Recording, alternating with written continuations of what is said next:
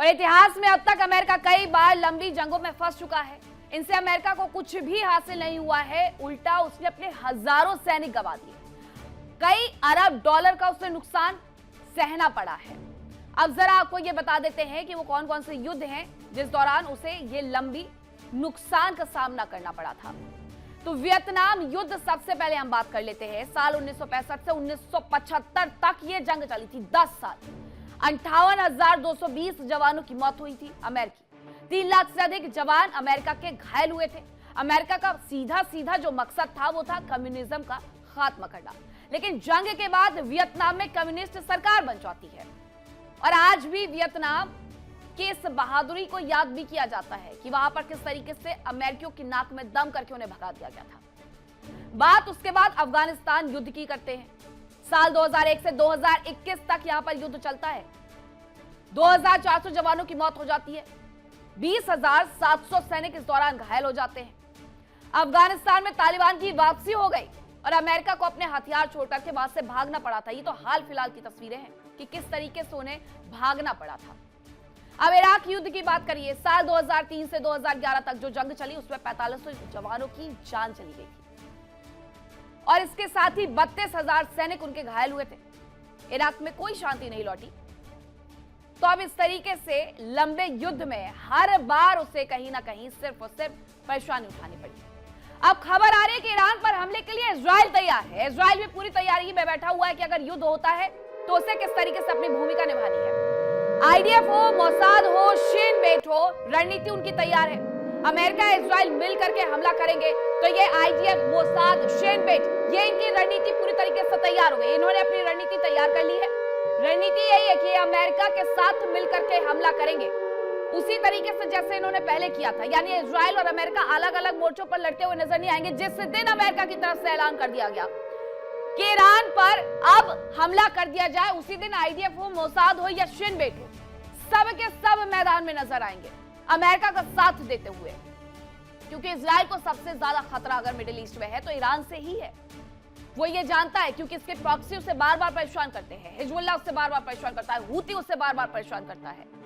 और अब तो ग्रेटर इजराइल की बात चल रही है। तो ऐसे में बहुत जरूरी हो गया है कि कुछ और देशों की जमीन पर भी इजराइल अपने झंडे गाड़ दे, तब जाकर के ही वो ग्रेटर इजराइल वाला सपना पूरा कर पाएगा।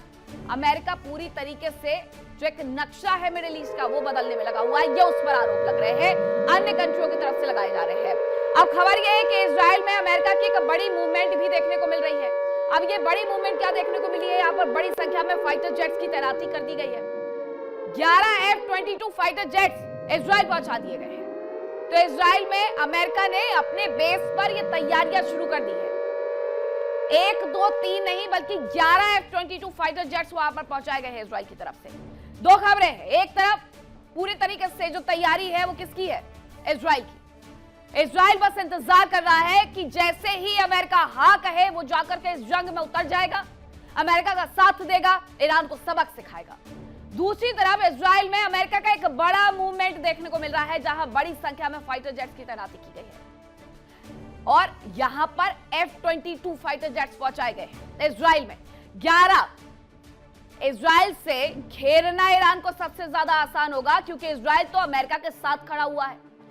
वो ना नुकुर करने की स्थिति में नहीं है क्योंकि इजराइल खुद चाहता है कि यह युद्ध हो, ईरान नक्शे से गायब हो जाए। इसके पहले की अगर मैं बात करूं तो बहुत सारे देशों ने बैकआउट किया। उन्होंने कहा कि हम अपना एयर स्पेस इस्तेमाल नहीं करने देंगे, अपनी जमीन इस्तेमाल नहीं करने देंगे। तो इस तरीके से बहुत सारे देश तो अमेरिका के दोस्त होते हुए पीछे खिसक गए, लेकिन इजराइल अभी भी खड़ा हुआ है, टिका हुआ है। उसे पता है क्योंकि ये उसी के हित में है और अपना हित साधने के लिए वो भी पूरी तरीके से मुख्य भूमिका में नजर आ रहा है। अब ईरान की तैयारी अगर है तो इजराइल की तैयारी क्या उस पर भारी पड़ जाएगी?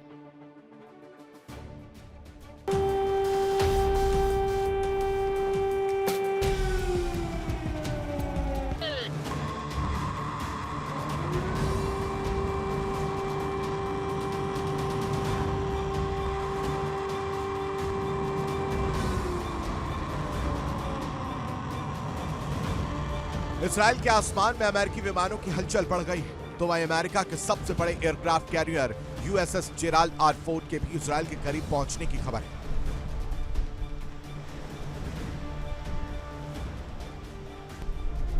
बताया जा रहा है कि अमेरिका के KC-135 रिफ्यूलिंग टैंकर और कार्गो विमान इजराइल पहुंचे।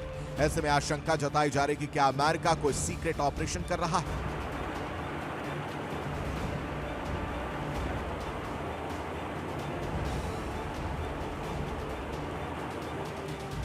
इस बीच इजराइल के पीएम नेतन्याहू ने बड़ा बयान दिया। उन्होंने कहा कि अगर ईरान ने इजराइल की ओर एक भी मिसाइल दागी तो ये उसके लिए बहुत भारी होगा। तो क्या ये केवल धमकी है?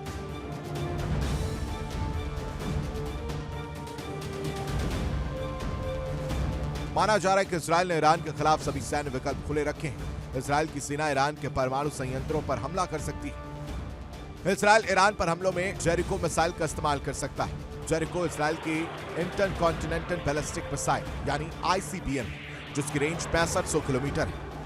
ये MIRV तकनीक से लैस है और एक साथ कई वॉरहेड ले जाने का दम रखती है। सवाल ये उठा है कि अगर ईरान ने मिसाइल अटैक किया तो क्या इजराइल न्यूक्लियर वॉरहेड से जवाब देगा?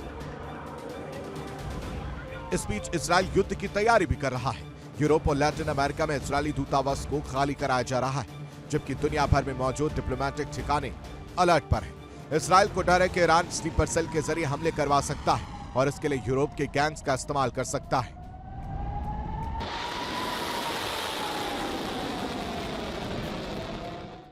और दूसरी तरफ अमेरिका से जंग की आशंका के बीच में एक बड़ा फैसला ले लिया गया है। ईरान को चीन सुपरसोनिक मिसाइल देने वाला है। अमेरिकी युद्धपोत को तबाह करने के लिए ये मिसाइल दी जा रही है। अब चीन के साथ ये जो समझौता है वो शुरू हो गया है।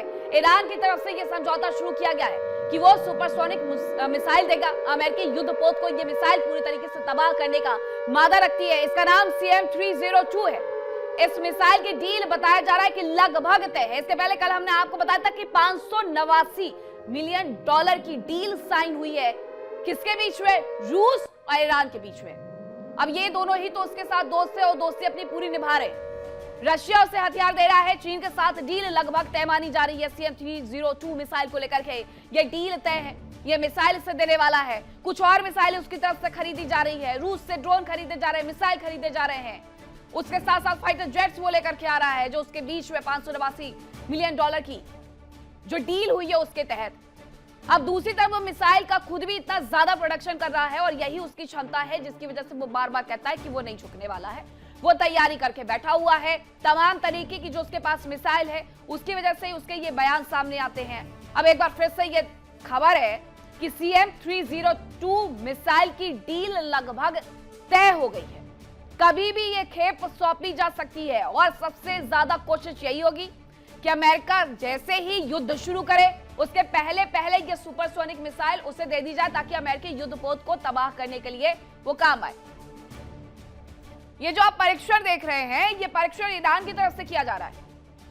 ईरान बार बार यहां पर परीक्षण कर रहा है, अपनी शक्ति बताने की कोशिश में लगा हुआ है। अब ये चीन से मीटिंग की तस्वीरें हैं कि चीन आखिरकार वो कौन सी मिसाइल है जो देने वाला है। ये उसकी तस्वीरें निकल करके आई है। CM-302 यही है। CM-302 जिसको लेकर के डील साइन हो रही है और ये लगभग तय है कि CM-302 दी जाएगी ताकि अमेरिकी युद्धपोत को ये पूरी तरीके से तबाह कर सके।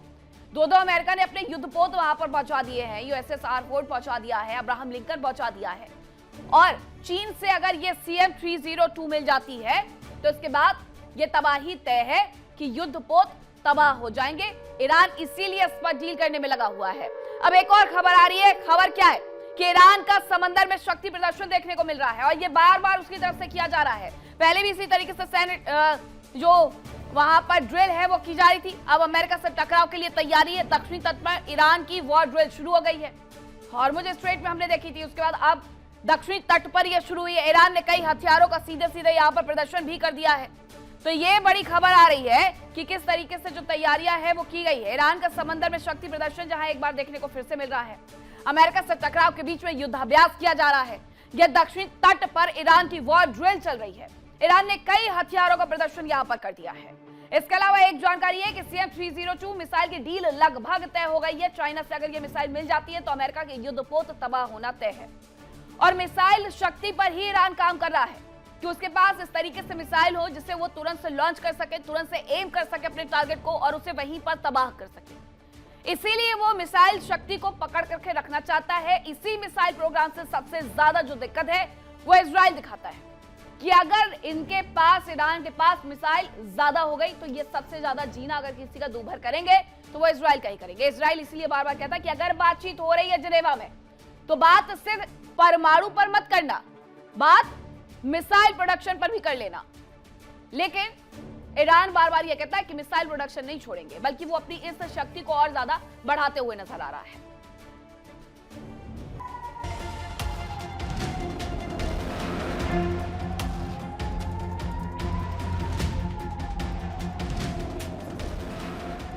ईरान लगातार अमेरिका पर पलटवार की तैयारी कर रहा है। IRGC लगातार युद्धाभ्यास करके अपनी तैयारियों को धार दे रहा है। साथ ही नए हथियारों की टेस्टिंग भी की जा रही है।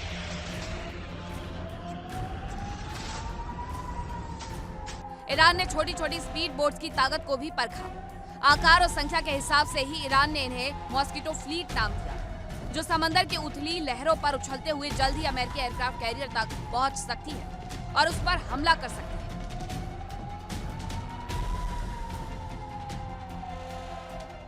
बताया जा रहा है कि ईरान की मॉस्किटो फ्लीट में करीब 1500 बोट्स हैं, जो कम गहराई वाले समंदर में बेहद ताकतवर होती है और युद्धपोत या पनडुब्बी के साथ इनकी ताकत और भी बढ़ जाती है।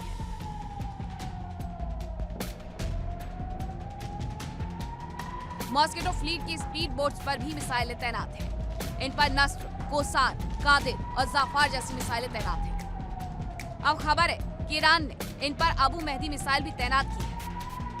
अबू मेहदी मिसाइल की रेंज करीब 1000 किलोमीटर बताई जा रही है।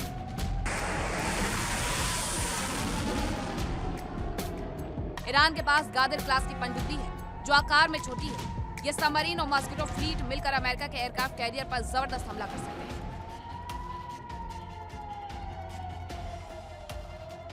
ईरान के पास कातामरान बोट्स भी है। इन पर 16 मिसाइल लॉन्चिंग ट्यूब्स हैं। खबरों के अनुसार इन्हें एंटी एयरक्राफ्ट मिसाइलों से लैस भी किया गया है। इनकी रेंज करीब 100 किलोमीटर बताई जा रही है।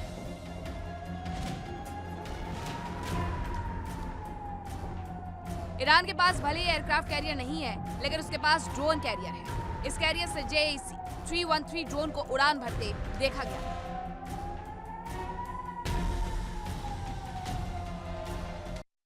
देखिए इंडिया डेली 24/7 अब आपके स्मार्ट टीवी पर। इंडिया डेली मौजूद है सभी डिजिटल प्लेटफॉर्म पर लाइव और लगातार। इंडिया डेली 24/7 हर दिन राष्ट्र को समर्पित।